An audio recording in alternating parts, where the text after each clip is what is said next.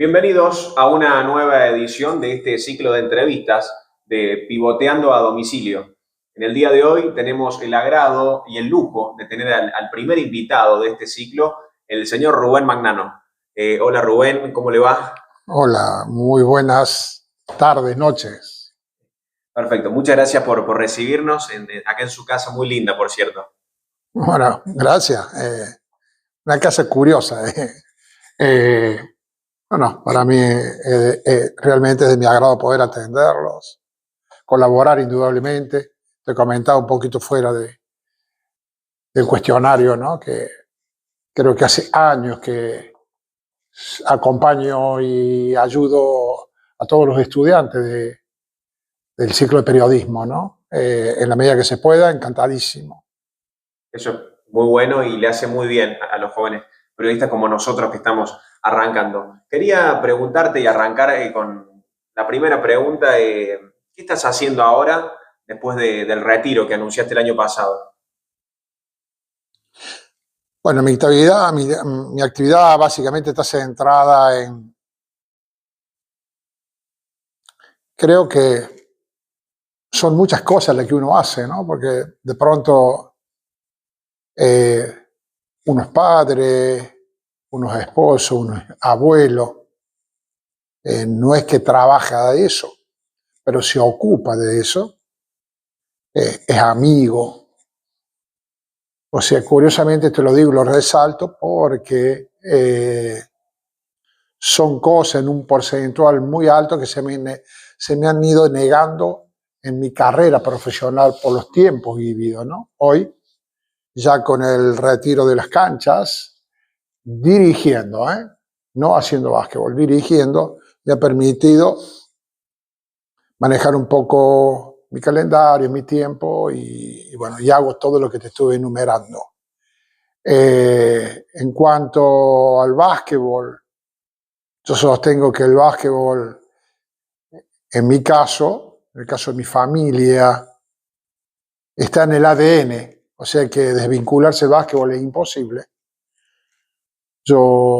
Hay dos actividades puntuales que estoy haciendo con respecto a esto, que son nuestros campus, de niños a jóvenes, que hacemos una cantidad de campus por año, de perfeccionamiento, y doy charlas, vamos a darle un título motivacionales, pongámosle, de liderazgo, que también me ocupa un tiempo interesante que me moviliza y me desafía. O sea que el básquetbol no está dejado de lado, ¿no? Bien, bien.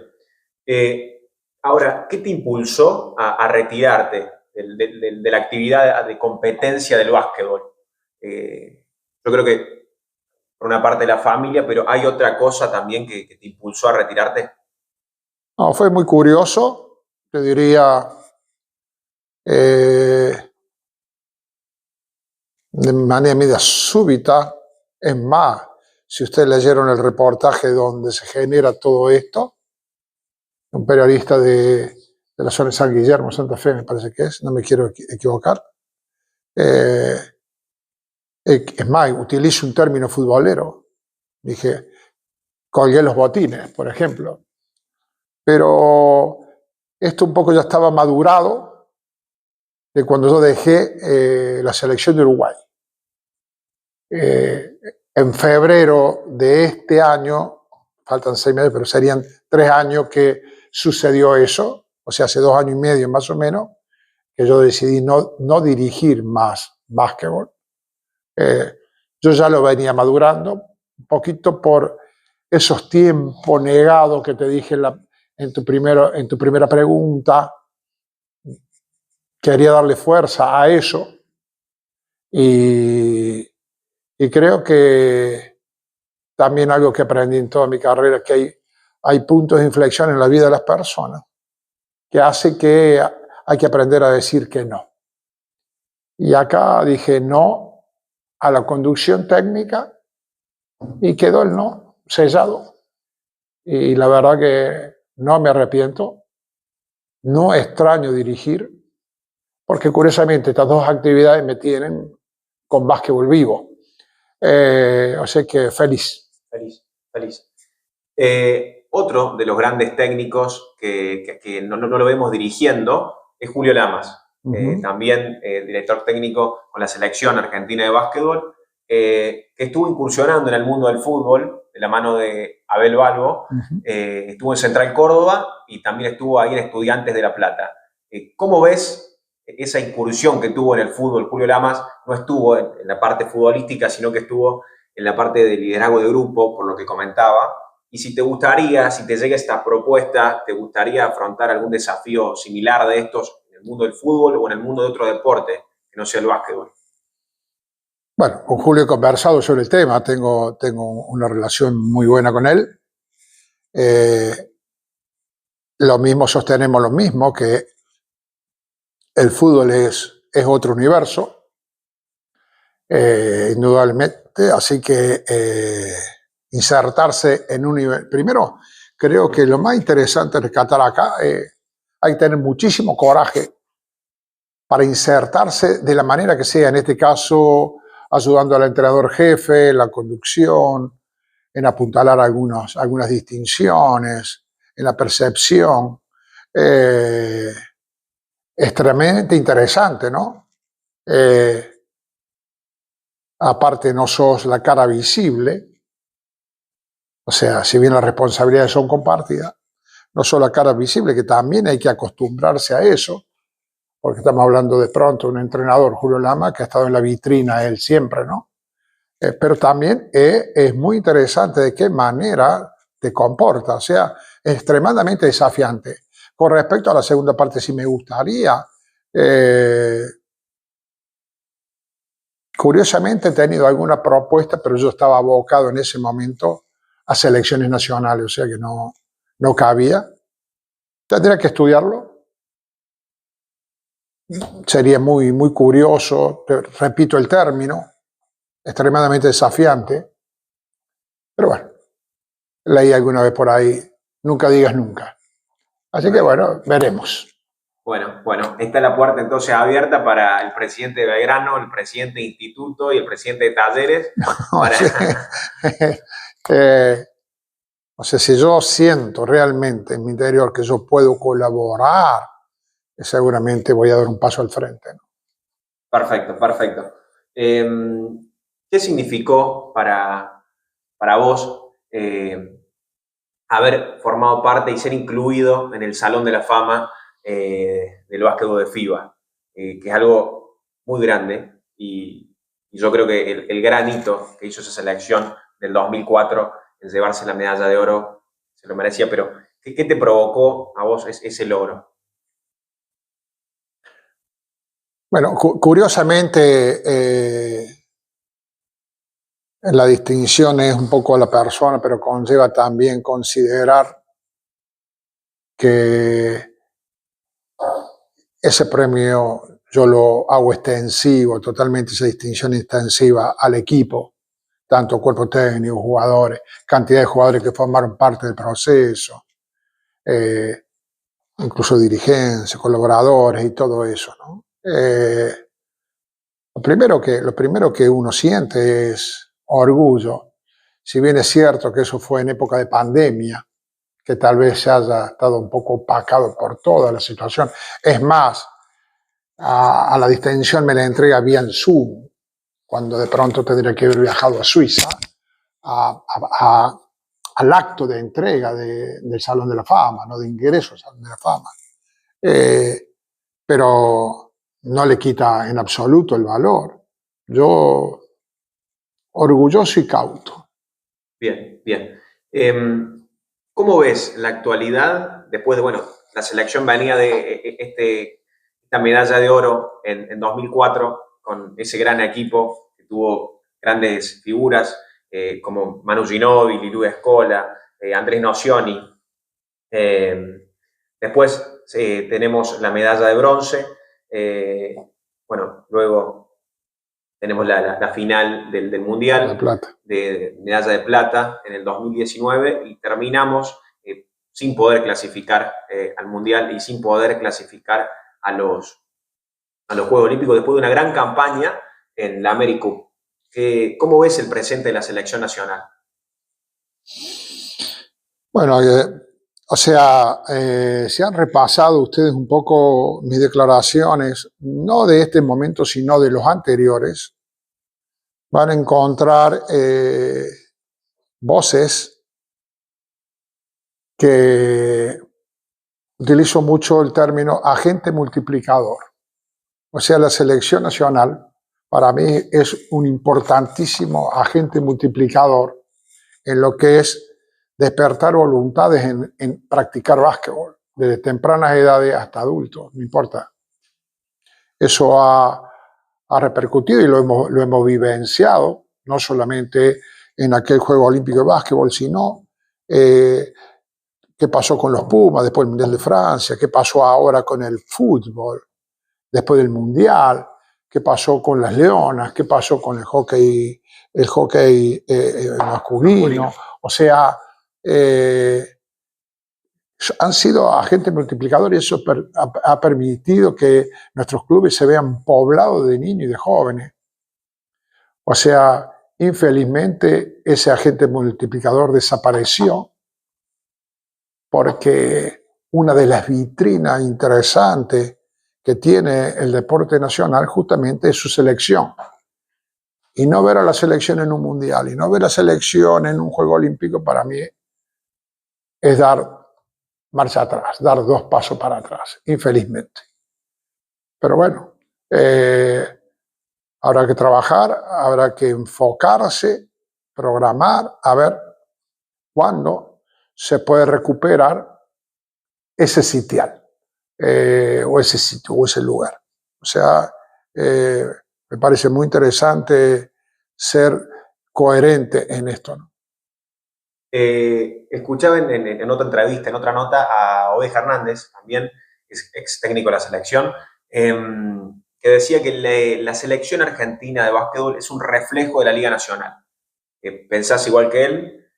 Vemos los equipos de la Liga Nacional no tienen la misma competitividad por ahí que antes, por ahí teniendo una mayor presencia en la ciudad de Córdoba, pero ¿crees que es un reflejo de la Liga, la selección es un reflejo de la Liga Nacional? Bueno, son las opiniones de los entrenadores, indudablemente, son muy personales. Yo creo que hay que tomar con pinza que lo que es reflejo, ¿no? Porque de pronto tenés jóvenes talentosos que se han desarrollado hasta los 17, 18, 19 años en el país, han emigrado y han terminado, vamos a utilizar un término gastronómico, de hornearse fuera con otro tipo de competición, es válido, es válido. Lo que yo sé es que el talento es nuestro y que se ve reflejado en la selección, se ve reflejado como antes o como ahora. O sea, el éxodo que hubo en una época que se usufructó en buena forma nuestra selección, había más de 300 jóvenes de todos los niveles jugando en el exterior, con un nivel de competencia de altísima calidad. O sea, pero es producto de la Liga Nacional. Si a eso lo tomamos como reflejo, ¿vale? Bien. Hablando un poquito de Liga Nacional, y bueno, estamos situados en la ciudad de Córdoba, ¿cómo ves la actualidad del básquet cordobés? Tenemos a un instituto que está segundo en la tabla de la Liga Nacional, por detrás de Boca, estuvo jugando el Champions de América, el BSL Américas, fue campeón frente a Quimsa, está compitiendo, está demostrando competencia, y por otro lado tenemos a Atenas, bueno, vos lo viviste, fue el gran equipo siempre de Córdoba y ahora está en un proceso de reconstrucción. ¿Cómo estás viendo el presente de Córdoba? Bueno, hoy, para hablar hoy, porque la liga es larga, hay periodos y periodos, hay periodos de doble competencia, como lo que vivió Instituto, o a veces hasta triples competencias, diferentes torneos, lo que vive Atenas. Hoy lo veo bastante zigzagueantes a los dos equipos. Está claro que lo hecho por Instituto hasta hoy ha sido, te diría, hasta muy bueno. Pese a estos últimos resultados, estas subes y bajas, creo que tiene mucho que ver el trajín también, ¿no? Pero seguramente a la hora ya de los playoffs van a volver a recuperar la esencia que tenían, pero vienen haciendo, no de ahora, no por estos resultados ni por el juego de la America Cup, sino por lo que ha hecho durante un periodo de años. Y bueno, ya ha obtenido grandísimos resultados. Atenas, por su parte, tratando de recuperarse, ha obtenido resultados muy interesantes, como por ejemplo el de anoche. No es fácil ganar en Comodoro, para nada, un punto de mucha valía. Y ojalá puedan cumplir los objetivos que se habían planteado, que eran bastante coherentes, es decir, por lo menos llegamos playoff, ¿no? Y de ahí después a ver. Me parece que están haciendo las cosas paulatinamente bien. ¿Cómo catalogas? Dirigiste afuera, dirigiste en Europa, bueno, dirigiste varias selecciones, pero hablando principalmente de clubes. ¿Cómo ves? ¿Hay mucha diferencia entre la Liga Argentina y otras ligas del mundo? Hablando principalmente en Europa, que es el básquet que mamamos nosotros, que es el básquet FIBA. Sí, hay diferencia. Hay diferencia. ¿Infraestructura? Hay de todo. Lo que pasa es que cada cosa conlleva a la cosa siguiente. O sea, hay mucha inversión, muchísima inversión. Hay calidad, mucho reclutamiento, porque la estructura de la competencia europea que vos me mencionaste está nutrido, no sé, por la cantidad de jugadores no oriundos del país, sino está nutrido de jugadores extranjeros, comunitarios. O sea, un poco la esencia misma se ve diluida ahí, ¿no? Pero hay diferencia en el juego, sobre todo en la intensidad y en la dinámica, mucho. Vemos físicos totalmente diferentes, y bueno, pero nuestros jugadores, dentro de todo, que emigran, muchos de ellos pueden sostenerse e incluso crecer, ¿no? Veíamos, haciendo esta comparación de ligas, veíamos el caso, por ejemplo, ya comparando más Europa con la NBA, con Estados Unidos, que es donde hay mayor competencia, donde hay mayor infraestructura y mayor jugadores. Veíamos el caso de Campazzo. Campazzo va a la NBA siendo el mejor base de Europa y termina siendo suplente, no termina formando parte de la rotación. ¿Crees que ese gran nivel que hay en la NBA se vuelve una liga muy difícil de llegar, a diferencia de otros tiempos? A ver, hay variables que me parece que no son importantes, son determinantes. ¿A qué franquicia vas? ¿Cuándo vas? ¿Qué jugadores hay adelante tuyo? Porque hay jugadores, por ejemplo, Drazen Petrovic. No sé si ustedes tienen idea de quién es Drazen Petrovic, pero en básquet europeo fue extraordinario, lo máximo de lo máximo. Sin embargo, estuvo una cantidad de años sobrellevando el peso de no jugar hasta que termina jugando por la mentalidad de este muchacho. Está bien, es otra época, pero sirve como ejemplo. Los cuándo, de los dónde, los cómo, llega a una franquicia. Barea, jugador puertorriqueño que fue campeón de la NBA en el Dallas Mavericks, está a la altura, Campazzo está a la altura tranquilamente de lo que era Barea, tranquilamente. Pero bueno, llegó justo en un lugar justo, con una necesidad inmediata, y bueno, y encaja. A veces hay factores interesantes, como que también hay otra cosa, ¿no? La paciencia del atleta por sobrellevar ese tiempo de espera para ver, ¿no? Bueno, lo interesante de esto es que Facundo toma el desafío, vuelvo a repetir el término, el coraje de tomar el desafío para ir a medirse para ver qué sucedía. A mí ese intento para mí vale el peso, vale vale la plata, vale el dinero. No hablo por el dinero mismo, sino, No, no, no, entiéndase sí. el mensaje. Vale la intención. No se fue a dormir sin haberlo intentado. Lo intentó. Me parece extraordinario. Sí, vemos también que la NBA se está nutriendo mucho más de jugadores extranjeros de que se nutría antes. Yo creo que hay una puerta enorme que le abre la generación dorada, haciéndose muchos jugadores que juegan en Europa a la NBA y mismo ahora en sí también. El último Juego Olímpico, veíamos a Estados Unidos con un gran equipo, pero tuvo ese partido de semifinales contra Serbia donde casi lo pierde. ¿Crees que, a diferencia de hace un Juego Olímpico atrás o dos Juegos Olímpicos atrás, hay más paridad entre selecciones de Juego Olímpico? Comparando Estados Unidos y Europa, que antes generalmente llegaba siempre España y Estados Unidos terminaba ganándole por baile, como quien le dice. Hay un término que se llama competencia, competir, que es una de las variables para la mejora del atleta y por ende la mejora de los equipos, por ende mejores de las selecciones, ¿no? Esta inserción, esta globalización y esta apertura de la NBA a la mejor competencia del mundo, ¿no?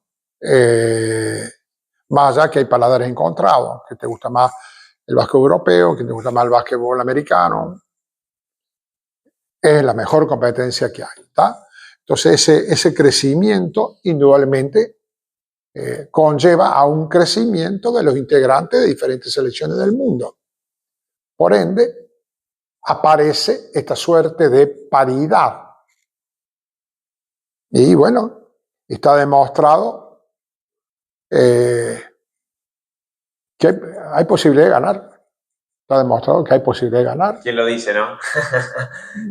Sí, no solamente por mí, sino hemos visto partidos que estuvieron a un balón o dos balones de caer derrotados nuevamente. No es que robaban como antes. Los partidos, hablo robar por la diferencia, sí, ¿no? sí. Pero este éxodo y esta apertura de la NBA ha permitido que haya una competencia mucho más pareja. Quiero cerrar con dos últimas preguntas, yendo un poco al Juego Olímpico. De esa gran campaña que hizo la selección argentina en 2004, ¿cuál crees que vos que fue el partido clave que hizo que Argentina gane el oro? ¿Estados Unidos o hay un partido previo? Porque mucha gente se queda con el partido de Estados Unidos, que fue el gran partido donde la selección demostró, incluso ya la había ganado antes en Indianápolis, pero para vos, aparte de ese partido, o cuál es, mejor dicho, tu partido clave y determinante para que la selección salga campeona del oro olímpico? Más que titular, más que darle el título de partido más importante, me parece que lo interesante es cuál es el partido que crea un punto de inflexión dentro del equipo y de la mentalidad del equipo para dar un salto, seguir dando un salto de calidad en búsqueda de un resultado positivo. Yo creo que contra Grecia, ese partido más difícil que... habíamos perdido dos partidos, ¿no? Sí. Contra Italia y contra España, pero el partido más complicado, más enredado, más difícil fue contra Grecia, que eran locales, tenían muy buen equipo, marcador adverso por mucho tiempo y le pudimos dar vuelta. Pero eso fue, me parece, un punto de inflexión porque hasta ese momento el equipo jugaba con muchísimos altibajos. Un jugador, ¿crees que un jugador determinante en ese partido contra Grecia? ¿Cuál es para vos el jugador que más destaca, jugador argentino, ¿no? Que más destaca, que te hacía ver en el juego que ahí estaba la llave? ¿Qué jugador? Sí, jugador. Yo creo que tuvo una actuación sobresaliente, Walter Herrmann. Bien. Pero el equipo está por encima de Walter Herrmann. Todos dieron lo suyo a él le tocó, tuvo la oportunidad.